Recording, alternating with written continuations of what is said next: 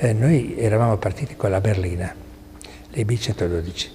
La berlina, le B112 era una macchina che era una cosa straordinaria come guida, sempre con le 4 ruote motrici. C'era il motore aspirato, non turbo, 6 litri, una cosa eccezionale, leggerissima perché era con la carrozzeria di alluminio e il telaio era in fibra di carbonio. Quindi era attaccata all'asfalto e si guidava come un go-kart. Era molto più, se posso dire, era più piacevole addirittura della GT, perché alla GT c'è il motore dietro.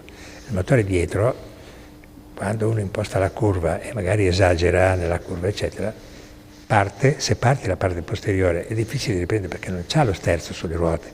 Lo sterzo ce l'ha sulle ruote davanti, capisci? Le B112 aveva il motore subito dietro l'asse anteriore e col volante lei faceva quello che voleva, cioè portava la macchina dove voleva, destra, si correggeva, faceva eccetera. Era una cosa proprio veramente quella macchina lì, se avessimo avuto la possibilità finalmente di metterla sulla strada, quella sarebbe stata una macchina da urlo proprio, no? Che te la strappavano dalle mani, perché era una guida straordinaria, piacevolissima e sincera, dove la mettevi restava, capisci? Questo era molto importante. E poi la linea, infatti la linea è stata considerata la più bella automobile del mondo e da quella macchina, su quella macchina si sono ispirate tutte le case automobilistiche per fare le berline coupé, cosiddette, no? Berline coupé, che hanno questo spiovente posteriore, eccetera, quindi non c'è il bauletto che viene fuori, eccetera. E questa è stata infatti quando siamo entrati a Ginevra, era il terzo anno, il primo anno siamo andati con le B110 GT da 550 cavalli, poi il secondo anno siamo andati con la Super Sport che aveva 650 cavalli, poi siamo andati con la Berlina il terzo anno e siamo entrati con la macchina in moto, per cui è stata una cosa perché era una cosa completamente diversa, no? Motore anteriore, trazione sulle 4 ruote, eccetera, eccetera, 6 litri aspirato e poi la forma che aveva, è stato il Giugiaro che ha fatto la forma, però lui era venuto con dei bozzetti di automobili che potevano essere delle macchine coreane, cinesi, quel cavolo che vuoi, insomma sempre Pauletto eccetera, davanti sì, c'aveva la mascherina tipo Bugatti, ma non aveva nessuna caratteristica particolare. Gli ho detto no, dico guarda, questa non è una Bugatti. Allora lui mi ha detto ma come la vuoi fare?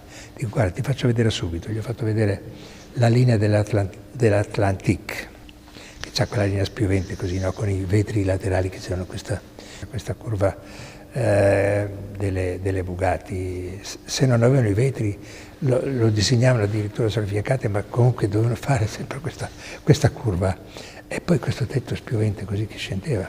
Poi c'avevi 2 lunotti separati che erano bellissimi, fai i lunotti separati, fai anche la crestina sul tetto. Insomma dice ma tu c'hai il coraggio di farlo così? Dico guarda, o è così, se no non è una Bugatti. Allora ci ha pensato, è stato 2 minuti in silenzio, continua a guardare le immagini delle poi guardava l'immagine della sua macchinina, delle sue macchinine, aveva portato di queste macchine normali che avevano soltanto la mascherina Bugatti che non significavano niente.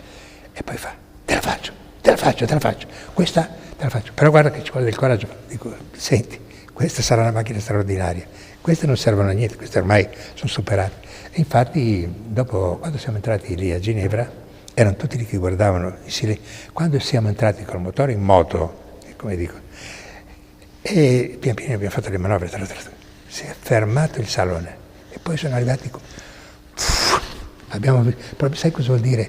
Arrivavano a delegazioni di 10-12 persone per ogni marca, perché arrivava il capo con tutti i suoi uomini perché gli voleva fargli vedere questa è la macchina alla quale vi dovete ispirare. Tutti si sono ispirati alla EB112, è stata una berlina che ha fatto una sensazione fantastica. Purtroppo non siamo riusciti a metterla in strada completamente perché ci voleva un bel po' di soldi e di tempo per completarla e poi altre cose che sono emerse nel frattempo che ci hanno veramente messo nell'impossibilità di farla. Ma questa è un'altra storia.